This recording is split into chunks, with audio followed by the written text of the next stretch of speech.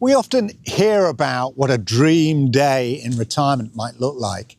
But what about all those other plain, ordinary days? You know, the grey days, a bit like this. You wouldn't believe it. It was raining and grey this morning. I came across an article about what does a typical day in retirement look like. The answer could define your happiness. Wow, big claim. It goes on to say the secret to thriving in retirement lies less in the grand plans and more in the texture of our daily life, our everyday life. Food for thought. So, you know, it got me thinking, and I did some more research around this idea about these ordinary days. As I've said before, often the first thing that pops into your head when it comes to retirement is that kind of extended holiday, you know, or an adventure image of some sort. If you're anything like me, your brain's been trained by decades of advertising and kind of YouTube videos that show, you know, beautiful silver-haired couples walking along a paradise beach, laughing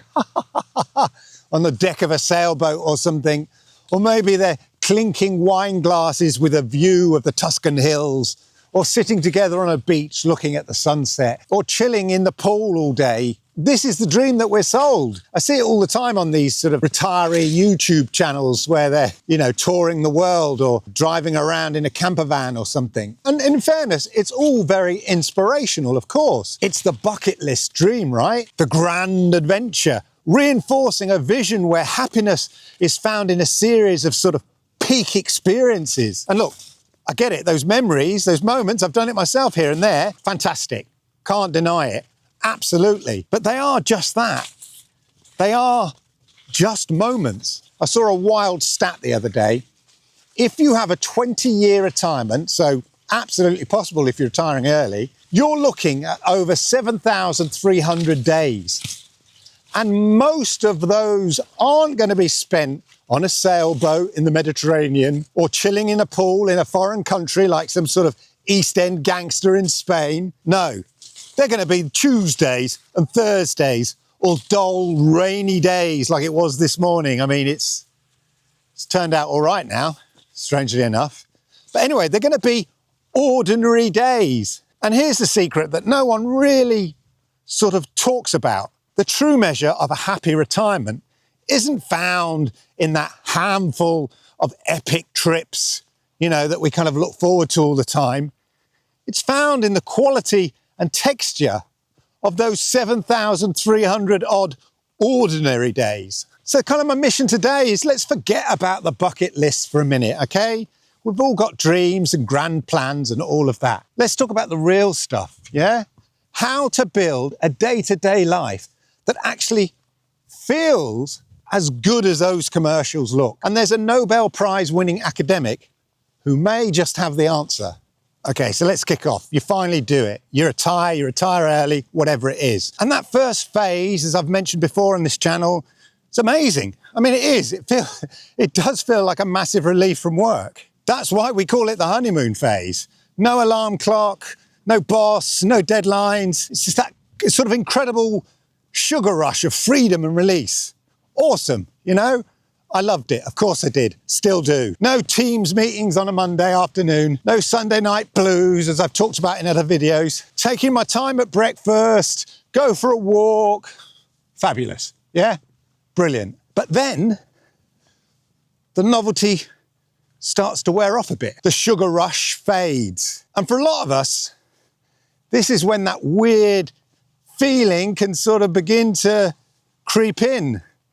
A sense of aimlessness. As I've mentioned before, that wide open calendar that felt so liberating, you know, initially, can suddenly feel hollow. And this is totally normal, okay?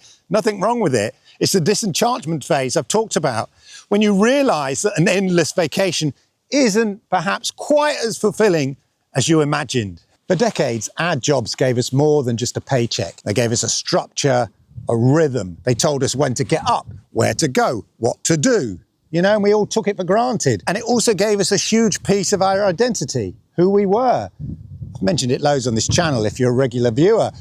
By the way, if you are a regular viewer or you're new here, then do me a massive favor. If you haven't done it already, could you just subscribe to the channel, totally free, hit that subscribe button, toggle that notification bell, and that way you'll know when I upload interesting videos just like this. Thanks. Anyway, where was I? Yeah, as I said, for regular viewers, if you've watched this channel, what's the first thing someone says when they meet you? It's always kind of, hello, what do you do? Yeah, I'm repeating myself, but you get the idea. And of course, when you retire, all of that just gets stripped away. It's a process sociologists called unmooring. We become unmoored. Imagine like the boat behind me, I don't know if you can see here, the canal boat here. Imagine if it was suddenly unmoored, it would just gently float aimlessly across the canal there. You've lost the anchors of structure, identity, your built-in sort of social network from work. And it can make you feel like an unmoored boat, feeling seriously adrift. So this article I read, it basically talks about the science of ordinary days. This is what this video is really about, those ordinary days. And here's something really fascinating. Studies, I researched this, it's not all just made up. Studies on well-being show that we often misjudge what will really make us happy. We often focus on the wrong things. We expect big achievements or dramatic events to give us that lasting joy. But research from positive psychology reveals the opposite is true. It's the ordinary moments, the ones that we have lots of, those repeated moments often that carry the greatest weight. This is according to psychologists, not me. So to fix this, we need to understand a brilliant concept that was put forward by a Nobel Prize-winning psychologist, Daniel Kahneman. Kahneman. Sure I've mentioned him before on this channel. He says basically that we have two selves, the remembering self and the experiencing self. And this is very similar to other psychological books I've read. There's a book I've read called I think it's called The Chimp Brain or something like that. And it talks about the two sort of brains in our mind, the emotional knee-jerk reaction one and the slow, methodical thinking brain, the monkey brain and the computer brain. And I think the psychology that he's talking about here is similar, that remembering brain and the experiencing brain. The remembering self is your inner storyteller. It's the one that curates the highlights reel for your Facebook or Instagram in your mind. Imagine you've got a sort of Instagram reel in your mind and you're saving up all these kind of moments. It loves the big trips, the major milestones in life. It's focused on the story of your life. The self side of your brain is what Instagram is made of. Oh, look at me having a wonderful time as I spend time taking photograph of my dinner rather than enjoying it. Guilty as charged. Sometimes it's funny that Mariko and I can just at the start of a meal just be sitting there either side of the table just taking ideal snapshots of the meal that's just been served. It's kind of bonkers.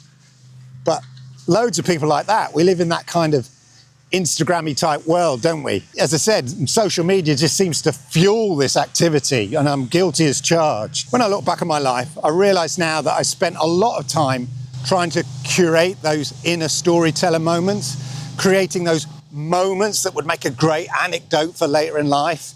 A lot of my decision making was driven by, wow, this would make a great story, wouldn't it? And yeah, I had some great experiences from it. But then on the other side of the brain, there's the experiencing self.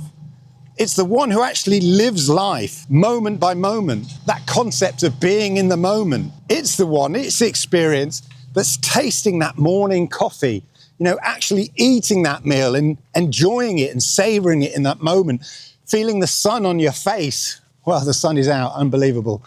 During a walk like this, having a laugh with a friend in that moment, not trying to capture that moment and save it for later. It's living that moment.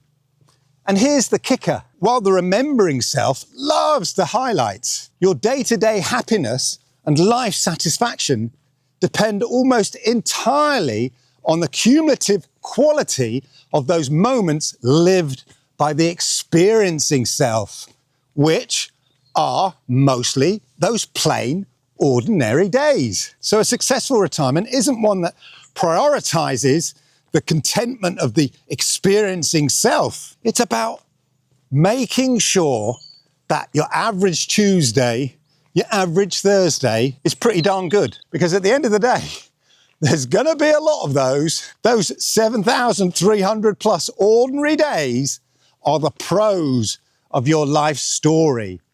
And the big trips, the big adventures, it's just the punctuation. So how do we do this? How do we build a gentle scaffolding, as it were? We do need an element of structure in retirement. Again, a common theme that comes up on this channel. Now, when I say we need to build a new structure, I can feel a lot of people tensing up, going, oh my God, oh no, I didn't work for 40 years just to put in a rigid, scheduled prison, you muppet. No, not talking about that. I'm with you, trust me. I'm with you 100% on that. I'm not talking about building a prison, We're talking about building what the article calls gentle scaffolding, which I kind of understand and have begun to kind of appreciate over these last 6 months of retirement. You think of it as a sort of flexible framework that supports your everyday, but it does not confine it. That's the key thing. That's absolutely paramount. Your structure shouldn't define it, your day, just gives it a gentle structure. Now you might say, Clive, why is this so important? It's because without any structure at all, we suffer from decision fatigue. When every single moment of every day is just a blank slate, you have to constantly make decisions about what I'm going to do next. It can be mentally exhausting. This is what boredom is. Remember, there's a scene in the Jungle Book animation, Disney, the Jungle Book, with the 4 vultures. And they sort of say, what do you want to do now? I don't know. What do you want to do now? Well, I don't know. What do you want to do? Well, I don't know. What do you want to do? Anyway, you get the idea. They're just sitting around. They've got nothing to do. And no one can make a decision. By having a loose scaffolding, you automate the small stuff in your life, yeah? So you do stuff without thinking. I've always lived my life on the basis that, look after the small stuff and automate all those things into habits. And it just frees you up to concentrate on the big stuff. You get up around the same time every day, okay? There's a consistency about that. So, maybe go for a walk. I've started making these walks, a daily ritual, often in the afternoon. Or have lunch, or enjoy preparing your breakfast. Enjoy that moment of prepping breakfast. Got nowhere to rush out to. My breakfast routine has become a sort of permanent moment in my day. Making the eggs, I love, cooking the eggs. The ritual of making myself a lovely latte and perfecting the kind of feathering on top of the foamy milk. And just being in that moment, by handling the mundane, the routine, that liberates the mental energy for the things that really matter. Being creative, having a great conversation, seizing a spontaneous opportunity or moment. And that's the thing. Here's the important thing to remember. A loose structure does allow space for that spontaneity, that spontaneous moment that might just occur. Some recent walks I've been on exploring in and around the village where I live, I've discovered footpaths I didn't even know, but also I didn't know where they were going. But hey, I've got all the time in the world. Why don't we just follow them, see what happens? And several hours and several miles later, I've done a massive circuit and I'm back at home, having discovered, another part of the edges of the village I didn't even know existed. So what might that scaffolding look like? I hear you cry. And if I don't, I'm going to tell you anyway. According to the article and research I've done around this, a really fulfilling week in retirement is like a balanced portfolio. It's to draw on 5 key pillars. This is the recommendation that I've kind of looked into. The physical pillar. This is the cornerstone, the regular activity that impacts your energy, your mood, everything. Now you can finally go to the gym when it's empty. No excuse. Think walking, swimming, pickleball, gardening, whatever it is. Anything that energizes you, gets you moving in life. I have my fitness routine. Check the video out here, 3 days a week. And as I said, I try to do these walks every day and they're getting longer and longer and I'm feeling a lot better for it and building up my stamina. I do these walks whether I'm making a video or not. So that's your physical pillar. Second one is your social pillar, yeah? Your work social life doesn't just walk into your living room now you've left work. You have to be intentional. You have to make the effort. You have to do something about it. Something which, again, guilty as charged. I say a lot of these kind of interesting, wise words. I don't always follow them as much. So maybe you have to proactively schedule you know, a coffee date or whatever, join a book club, or set up a weekly call with your family. And, you know, if my kids are watching, I know I'm really bad at it, but I'll get better. I do know I need to work at it. Then there's the intellectual pillar, right? Keeping the old sponge and the grey matter sparking. This is the fun stuff, yeah? Retirement is the ultimate opportunity for lifelong learning. Learn that language, you know, you're always trying to learn. I'm desperately trying to learn Japanese. Mariko constantly informs me I'm terrible, of which I am. Arigato gozaimasu. Take on an online history course. Master an instrument. I know some people have retired early and they've got an online degree because they never did a degree in the first place, and it just gave them that satisfaction. Keeping your mind engaged is absolutely critical.